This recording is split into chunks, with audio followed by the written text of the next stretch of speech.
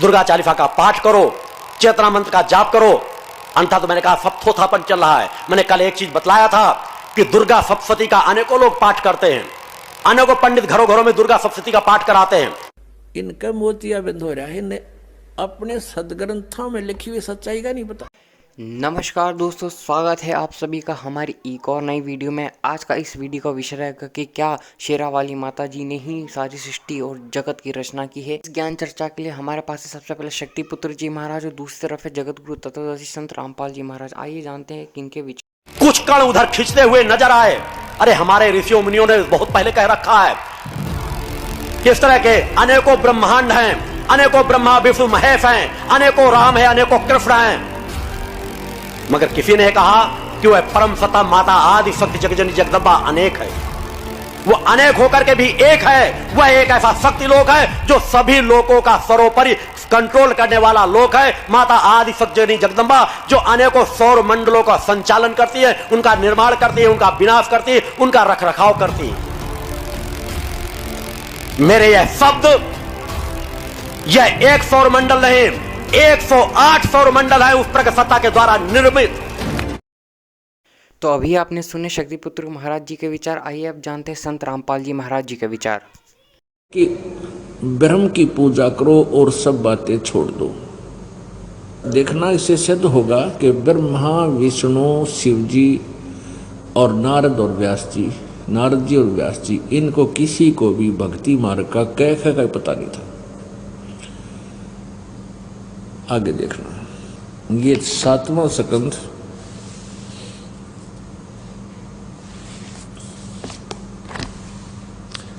562 पृष्ठ, संक्षिप्त देवी भागवत। देवी के द्वारा हिमालय को ज्ञानोपदेश, ब्रह्म स्वरूप का वर्णन। अब यहां देवी हिमालय को और ब्रह्म के बारे में बता रही है। पहले तो इसने अपने विषय में जानकारी की है। श्री देवी जी कहने लगी, पर्वतराज इस प्रकार योग युक्त होकर मुझ ब्रह्म स्वरूपा देवी का ध्यान करे। यह ध्यान आसन पर भली भांति बैठकर अतुकी भक्ति के साथ करना चाहिए। अब पहले तो ये अपनी बता रही है, फिर कहती है कि अगर तेने मोक्ष चाहिए, कल्याण करवाना है, तो केवल एकमात्र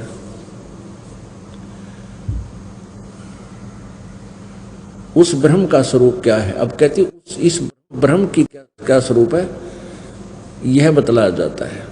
जो प्रकाश रूप सबके अत्यंत समीप में स्थित, हृदय रूप गुहा में स्थित होने के कारण गुहाचर नाम से प्रसिद्ध है और महान पद है।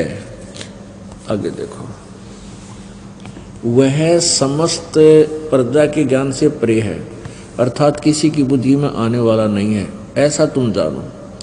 जो परम प्रकाश रूप है, जो सूक्ष्म से भी अत्यंत सूक्ष्म है, जिसमें संपूर्ण लोक और इन लोकों में निवास करने वाले प्राणी स्थित हैं, वह यह अक्षर ब्रह्म है। अब दुर्गा का भी ज्ञान देखते रहियो, इस ब्रह्म को कितने अक्षर ब्रह्म कहा है, कितने परम अक्षर ब्रह्म कहा है, और फिर ब्रह्म भी कहती है। वही यह अक्षर ब्रह्म है, वही सबके प्राण है, वही सबकी वाणी है और वही सबके मन है। वह यह परम सत्य और अमृत अविनाशी तत्व है। सौम्य उस वेदने योग्य लक्ष्य का तुम वेदन करो, मन लगाकर उसमें तन्मय हो जाओ। सौम्य उपनिषद में कथित महान अक्षर रूप धनुष लेकर उस पर उपासना द्वारा तीक्ष्ण किया हुआ बाण संधान करो और फिर भावानुगत चित्त के द्वारा उस बाण को खींचकर उस अक्षर रूप ब्रह्म को ही लक्ष्य बनाकर वेधन करो। परवण ओम तो धनुष है, जीवात्मा बाण है और ब्रह्म को उसका लक्ष्य कहा जाता है। अब इसमें स्पष्ट कर रही है दुर्गा कि उस एकमात्र परमात्मा को ही जाने, दूसरी सब बातों को छोड़ दे। यानी और सब की पूजा छोड़ दो, अपनी को भी त्यागने की कह रही है। यही अमृत रूप परमात्मा के पास पहुंचाने का पुल है। संसार समुद्र से पार होकर अमृत स्वरूप परमात्मा को प्राप्त कराने का यही सुलभ साधन है। इस आत्मा का ओम के जप के साथ ध्यान करो। इससे अज्ञान में अंधकार से सर्वथा परे और संसार समुद्र से पार जो ब्रह्म है उसको पा जाओगे, तुम्हारा कल्याण हो। अब यहां पर आ गई ब्रह्म, और यहां कह रही है परम अक्षर ब्रह्म, इसको अक्षर रूप ब्रह्म, यहां कह रही है अक्षर ब्रह्म, अक्षर ब्रह्म, और यहां फिर लास्ट का फाइनल कर देती है उस संसार समुद्र से पार जो ब्रह्म है उसको पा जाओगे, तुम्हारा कल्याण हो। और वो कहाँ रहता है? ये 563 पृष्ठ पे। वह यह सबका आत्मा ब्रह्म लोक रूप दिव्य आकाश में स्थित है, वहां रहता है। अब आपने दुर्गा देवी की स्टेटमेंट देख ली, सुन ली, पढ़ ली। वो कहती है कि सभी पूजाएं त्याग दो, सब बातों को छोड़ दो, किसी और की पूजा मत करो, एक ओम का जाप करो और ब्रह्म को टारगेट बनाओ, उसको इष्ट रूप में। फिर तुम इस ओम नाम के जप से इस ब्रह्म को प्राप्त कर जाओगे, और वह ब्रह्म जो है ब्रह्मलोक में रहता है। गीता जी अध्याय नंबर 8 के श्लोक नंबर 13 में गीता ज्ञानदाता ब्रह्म बोल रहा है, श्री कृष्ण जी में प्रवेश करके। वो काल, इस ब्रह्म को काल भी कहते हैं। वो कह रहा 8 में जाएगा 13वें श्लोक में कि ओम इति एक अक्षरम ब्रह्म व्यवहारन माम अनुसमरण ये प्रयाति तजन देहन स याति परमाम गति। मेरा एक अक्षर ओम मुझ ब्रह्म का, माम ब्रह्म मुझ ब्रह्म का,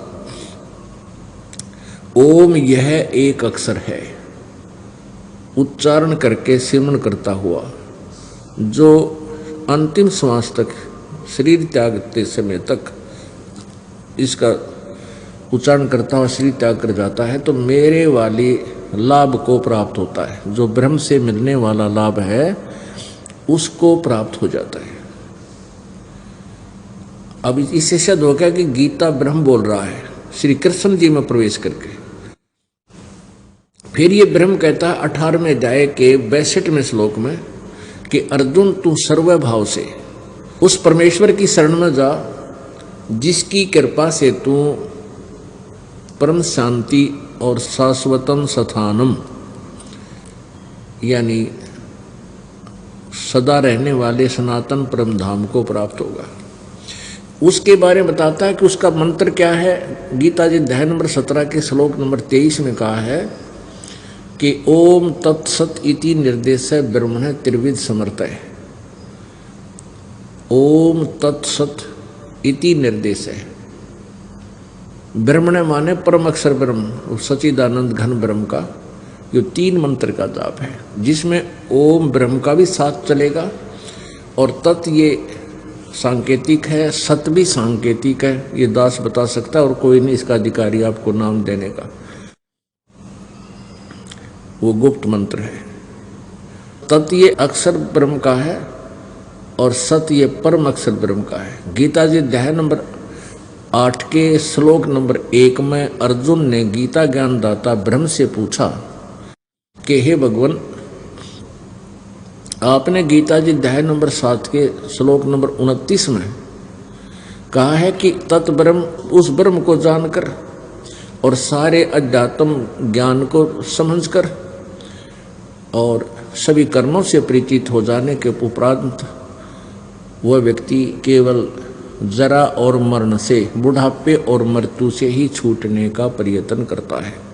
तो किम तत्ब्रह्म, उस तत्ब्रह्म को जानने के बाद प्राणी यहाँ से जरा और मरण से ही छूटने का प्रयत्न करता है, तो वो तत्ब्रह्म कौन है? 8वें अध्याय के प्रथम मंत्र में पूछा है। अर्जुन ने कहा कि किम तत्ब्रह्म, किम अध्यात्म, किम कर्म पुरुषोत्तम। इसका उत्तर गीता ज्ञानदाता ब्रह्म ने 8वें अध्याय के 3रे मंत्र में दिया है श्लोक में कि वह परम अक्षर ब्रह्म है, जो गीता ज्ञानदाता ब्रह्म से अन्य है। पुण्यात्माओं, दुर्गा ने संकेत कर दिया, ब्रह्म फाइनल बता दिया। अब ब्रह्म ने परम अक्षर ब्रह्म फाइनल बता दिया, परम अक्षर ब्रह्म।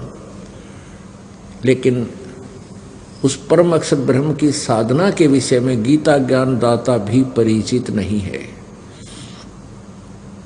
वो भी अल्पज्ञ है। उसके लिए चौथे अध्याय के 34वें श्लोक में गीता ज्ञान दाता कहता है कि उस तत्व ज्ञान को जिसके अंदर परमात्म तत्व का ज्ञान है, यानी परम अक्षर ब्रह्म के विषय में जानकारी है, वो 5वां वेद है। उस 5वें वेद को, उस तत्व ज्ञान को किसी तत्वदर्शी संतों के पास जाकर समझ, उनको दंडवत प्रणाम करने से, कपट छोड़कर प्रसन्न करने से वो तत्वदर्शी संत तुझे उस परमात्म तत्व का ज्ञान कराएंगे। तो इससे सिद्ध हो गया कि गीता ज्ञान भी इनकम्प्लीट है, लेकिन रॉन्ग नहीं है, गलत नहीं है। ये दास ने एक शब्द बोला था, कबीर परमात्मा ने कहा है कि 3 लोक और भवन चतुर्दश कोई नहीं सत्संगी। 3 लोक 14 भवन एक ब्रह्मांड में, क्योंकि एक ब्रह्मांड में इतने ही प्राणियों के ठिकाने हैं। इनमें कहते कोई भी सत्संगी नहीं है, यथार्थ ज्ञान भक्ति ज्ञान से, अध्यात्म ज्ञान से कोई परिचित नहीं।